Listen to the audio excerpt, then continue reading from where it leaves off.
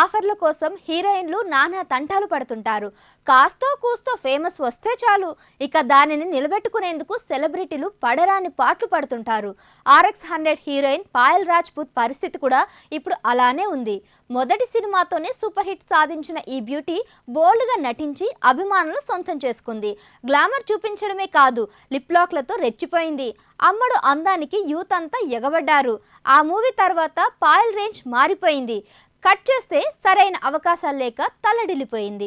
ఆ తర్వాత ఆర్ఎక్స్ 100 దర్శకుడితోనే మంగళవారం సినిమా చేసి మరో హిట్ సాధించింది. అయితే మళ్ళీ ఆఫర్లు రావాలంటే ఏదో ఒకటి చెయ్యాలి కదా.